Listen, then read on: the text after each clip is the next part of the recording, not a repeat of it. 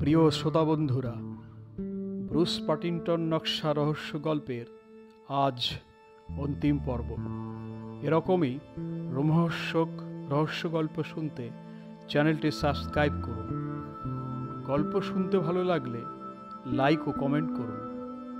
নতুন ভিন্ন স্বাদের একটি রহস্য গল্প নিয়ে হাজির হব পরের বৃহস্পতিবার।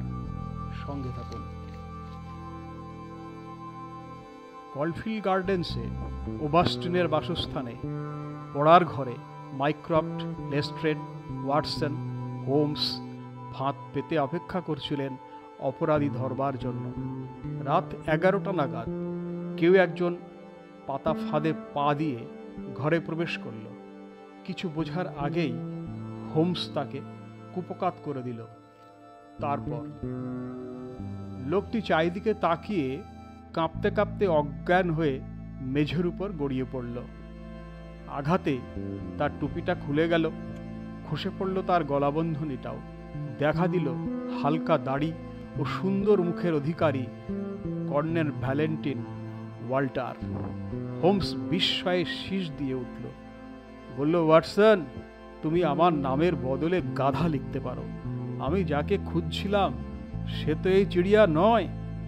মাইক্রোফ সাগ্রহে জিজ্ঞেস হলো, এ কে? সাবমেরিন বিভাগের প্রধান পরলোকগত স্যার ওয়াল্টারের ছোট ভাই। হ্যাঁ, তাসের দানটা আমরা ঠিক দিয়েছি।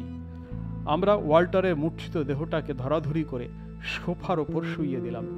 এবার সে উঠে বসল। ভয়ার তুমুকে চারিদিকে তাকিয়ে প্রশ্ন করল, এসব কি?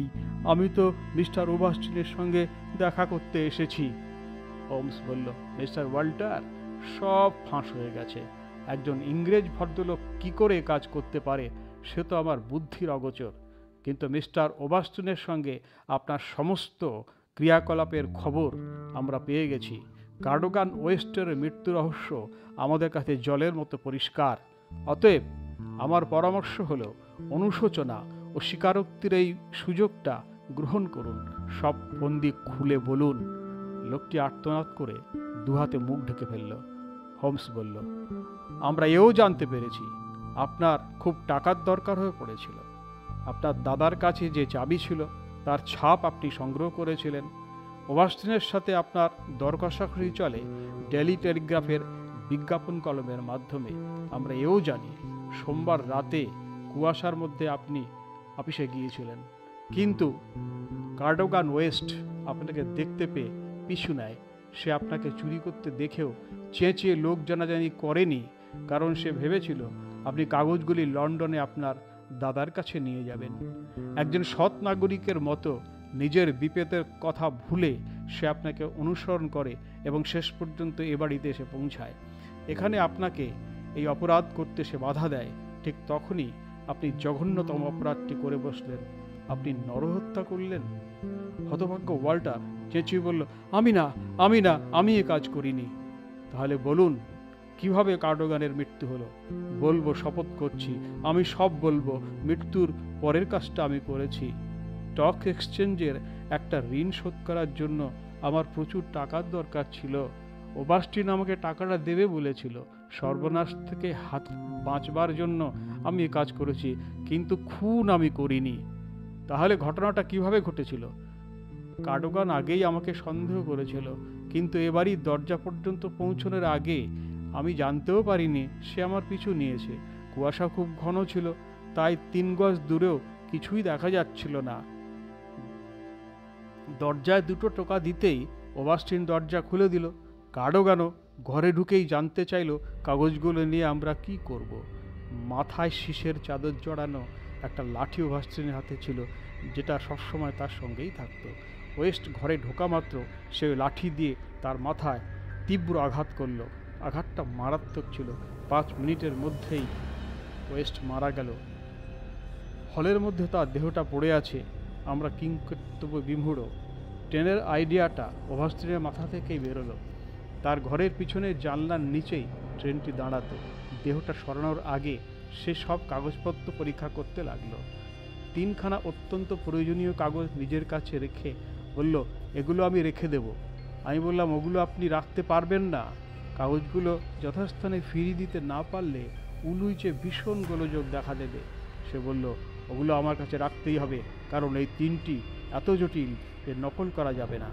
আমি বললাম, তাহলে আজ রাতেই আমি সব কাগজগুলো ফেরত নিয়ে যাব। সে চেঁচিয়ে বলল, ঠিক আছে। আমি 3টি কাগজ রেখে বাকি 7টি এই মৃতদেহের পকেটে রেখে দিচ্ছি। তার লাশটা যখন পাওয়া যাবে সব দোষ তার ঘাড়েই পড়বে। সেই সময় এছাড়া অন্য কোনো পথ আমি দেখতে পেলাম না। তার কথা মতো কাজ করলাম। আধ ঘন্টা অপেক্ষা করার পর ট্রেনটা এসে ঠিক জানলার নিচে দাঁড়ালো। আমরা মৃতদেহটা ট্রেনের ছাদে নামিয়ে দিলাম। এই ঘটনার সঙ্গে আমি এইটুকুই জড়িত। আর আপনার দাদা কিচ্ছু বলেনি, কিন্তু একবার চাবিশুদ্ধ সে আমাকে ধরে ফেলেছিল। আমাকে তেমন কিছু না বললেও তার মধ্যে একটা সন্দেহ হয়েছিল। এই ঘটনার পরই তার মৃত্যু হলো। ঘর নিস্তব্ধ ভাঙলেন মাইক্রফট। বললেন, আপনার কৃতকর্মের ক্ষতিপূরণ আপনি চাইলেই করতে পারেন, তাতে আপনার শাস্তিও কম হবে। আমি কি ক্ষতিপূরণ করতে পারি? সেই কাগজপত্র এবং ওবাস্টিন কোথায় বলুন? আমি জানি না। সে আপনাকে কোনো ঠিকানা দেয়নি। সে শুধু বলেছে হোটেল লু নুভার, প্যারিস। এই ঠিকানায় চিঠি দিলে তার হাতে পৌঁছে যাবে। শার্লক হোমস বললেন, তাহলে তো এখনও আপনার সামনে ক্ষতিপূরণের পথ খোলা রয়েছে। কি করতে হবে বলুন? আমি সাধ্যমতো করব। ওই লোকটির জন্যই আজ আমার এত বড় অধঃপতন। ঠিক আছে, এই নিন কাগজ কলম, আমার কথা মতো লিখুন। আগে ঠিকানাটা খামের উপর লিখুন, এবার চিঠিটা। প্রিয় মহাশয়, আমাদের মধ্যে যে দেনা পাওনাটা হয়েছে সে প্রসঙ্গে এতক্ষণে নিশ্চয়ই বুঝতে পেরেছেন যে তাতে একটি অত্যন্ত প্রায় প্রয়োজনীয় বিষয় বাদ পড়ে গেছে। আমার কাছে তার একটি কপি নকল আছে। একমাত্র সেটা পেলেই নকশাটা সম্পূর্ণ হবে। অবশ্য তার জন্য আমাকে কিছু বাড়তি ঝামেলা পোহাতে হচ্ছে। কাজেই আপনার কাছে আমি আরও 500 পাউন্ড দাবি করছি। এই লেনদেনের জন্য ডাকের উপর আমার মোটেই ভরসা নেই, তাই সোনা বা নোট ছাড়া আমি কিছুই নেব না। আপনার সঙ্গে অন্যত্র দেখা করব, কিন্তু এখনই দেশ ছেড়ে গেলে কথা উঠবে। সুতরাং শনিবার দুপুরে চ্যারিং ক্রস হোটেলের স্মোকিং রুমে আপনার অপেক্ষায় থাকব।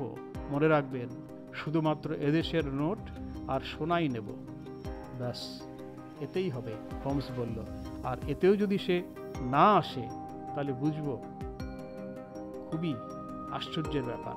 যথাসময়ে নির্দিষ্ট করা স্থানে সে এসেছিল এবং নিরাপদে একটি ব্রিটিশ কারাগারে 15 বছরের জন্য আটক হয়েছিল।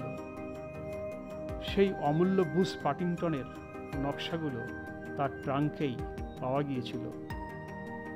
কারাবাসের 2 বছরের শেষের দিকেই কর্নেল ওয়াল্টার কারাগারেই মারা গেল। যবনিকাপাত হল ব্রুস পাটিংটনের নকশা রহস্যের। ধন্যবাদ।